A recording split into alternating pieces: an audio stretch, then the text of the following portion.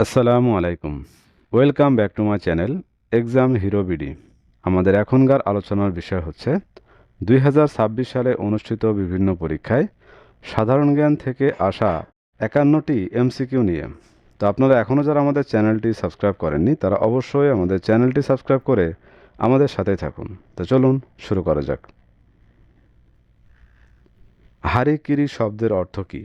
অপশনগুলো থেকে সঠিক উত্তর হচ্ছে আত্মহত্যা। হারিকিরি শব্দের অর্থ আত্মহত্যা। সানশাইন পলিসির সাথে সংশ্লিষ্ট দুটি দেশ উত্তর কোরিয়া ও দক্ষিণ কোরিয়া। সানশাইন পলিসির সাথে সংশ্লিষ্ট দুইটি দেশ উত্তর কোরিয়া ও দক্ষিণ কোরিয়া। বাংলাদেশের তৈরি জাহাজ স্টেলা ম্যারিস রপ্তানি হয়েছে ডেনমার্কে। বাংলাদেশের তৈরি জাহাজ স্টেলা ম্যারিস রপ্তানি হয়েছে ডেনমার্কে। আনুষ্ঠানিকভাবে গণভোট শুরু হয় কোন দেশে? সুইজারল্যান্ডে। আনুষ্ঠানিকভাবে গণভোট শুরু হয় সুইজারল্যান্ডে। সিন্ধু অভিযানে মুসলিম সেনাপতি কে ছিলেন? মোহাম্মদ বিন কাসেম। সিন্ধু অভিযানে মুসলিম সেনাপতি কে ছিলেন? মোহাম্মদ বিন কাসেম। বিশ্ববাজারে বাংলাদেশের ব্ল্যাক বেঙ্গল ছাগলের চামড়া কী নামে পরিচিত? কুষ্টিয়া গ্রেড। বিশ্ববাজারে বাংলাদেশের ব্ল্যাক বেঙ্গল ছাগলের চামড়া কুষ্টিয়া গ্রেড নামে পরিচিত। ঢাকা বানানকে ঢাকা বানানে রূপান্তর করা হয় 1982। কত সালে ঢাকা বানানকে ঢাকা বানানে রূপান্তর করা হয়? 1982। ষষ্ঠ আদমশুমারি অনুযায়ী কোন জেলায় সাক্ষরতার হার বেশি? পিরোজপুর। ষষ্ঠ আদমশুমারি অনুযায়ী কোন জেলায় সাক্ষরতার হার বেশি? পিরোজপুর। পেঁয়াজ উৎপাদনে শীর্ষ জেলা পাবনা। পেঁয়াজ উৎপাদনে শীর্ষ জেলা পাবনা। তিতাস নদীর তীরে কোন শহর? ব্রাহ্মণবাড়িয়া। তিতাস নদীর তীরে ব্রাহ্মণবাড়িয়া শহর। সাহিত্যে নোবেল পুরস্কার প্রত্যাখ্যান করেছেন জন-পল সার্ত্র। সাহিত্যে নোবেল পুরস্কার প্রত্যাখ্যান করেছেন জন-পল সার্ত্র। বাংলাদেশের মোট ভৌগোলিক নির্দেশক পণ্য কতটি? ৬২টি। বাংলাদেশের মোট ভৌগোলিক নির্দেশক পণ্য ৬২টি। বিশ্বের প্রাচীনতম বিশ্ববিদ্যালয় কোনটি? নালন্দা। বিশ্বের প্রাচীনতম বিশ্ববিদ্যালয় নালন্দা। সরকারি প্রাথমিক বিদ্যালয়ের সহকারী শিক্ষকদের নিয়োগকারী কর্তৃপক্ষকে মহাপরিচালক প্রাথমিক শিক্ষা অধিদপ্তর। ইউএনএফসিসিসি এর পূর্ণরূপ কি? United Nations framework convention on climate change. বাংলাদেশের প্রথম নারী প্রধানমন্ত্রী বেগম খালেদা জিয়া কবে মারা যান? 30 ডিসেম্বর 2025। আধুনিক ক্ষুদ্র ঋণের জনক কে? ডক্টর মোহাম্মদ ইউনুস।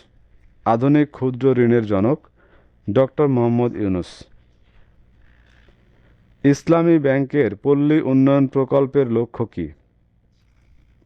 গ্রামীণ দুস্থদের আত্মকর্মসংস্থান ও দারিদ্র্য বিমোচন। পল্লী উন্নয়ন প্রকল্পের আওতায় প্রধানত কাদের বিনিয়োগ দেওয়া হয়?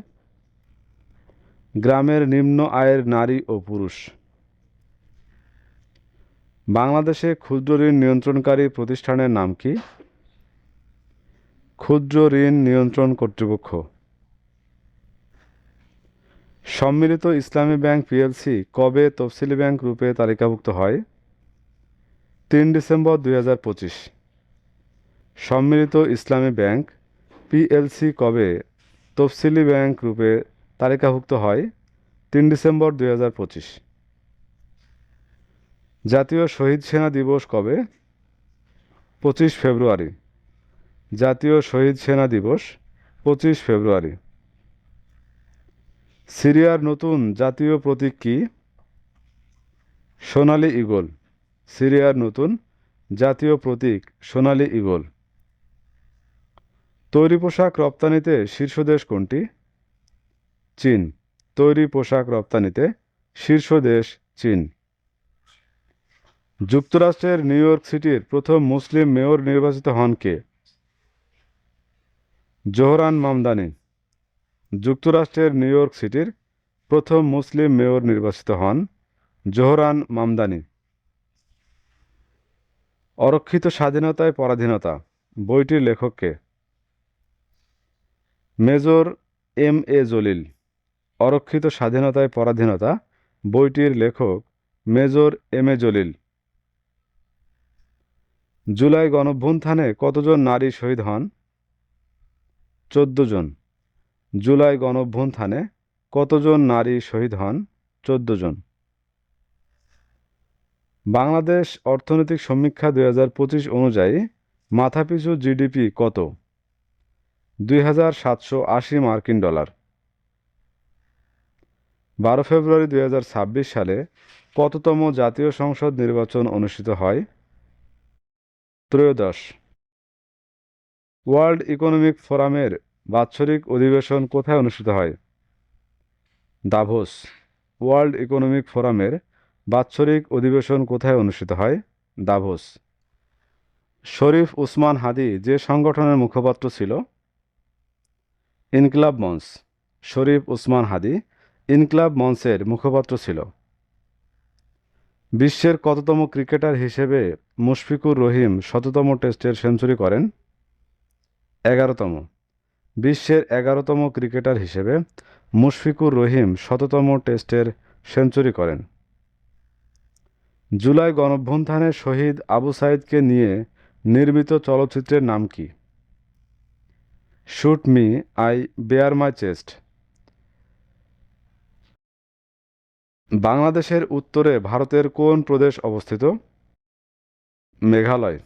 বাংলাদেশের উত্তরে ভারতের কোন প্রদেশ অবস্থিত? মেঘালয়। জুলাই বিপ্লব কোন ধরনের আন্দোলন হিসেবে ইতিহাসে গণ্য? ছাত্র জনতার অভ্যুত্থান। জুলাই বিপ্লব কোন ধরনের আন্দোলন হিসেবে ইতিহাসে গণ্য? ছাত্র জনতার গণঅভ্যুত্থান। বাংলাদেশের মোট সীমান্ত দৈর্ঘ্য কত? 5138 কিলোমিটার। বাংলাদেশের মোট সীমান্ত দৈর্ঘ্য 5138 কিলোমিটার। কোনটি ক্ষুদ্র ঋণের উদ্দেশ্য নয়? বিলাসিতা বৃদ্ধি। কোনটি ক্ষুদ্র ঋণের উদ্দেশ্য নয়? বিলাসিতা বৃদ্ধি। ট্যারিফ কমিশন কোন মন্ত্রণালয়ের অধীন? বাণিজ্য মন্ত্রণালয়। ট্যারিফ কমিশন কোন মন্ত্রণালয়ের অধীন? বাণিজ্য মন্ত্রণালয়। মুক্তিযুদ্ধে 1 নম্বর সেক্টর ছিল নিচের কোনটি? চট্টগ্রাম। মুক্তিযুদ্ধে 1 নম্বর সেক্টর ছিল চট্টগ্রাম। 1 নটিক্যাল মাইল সমান কত ফুট? 6080 ফুট। 1 নটিক্যাল মাইল সমান 6080 ফুট। সম্রাট বাবরের সমাধি কোথায় অবস্থিত?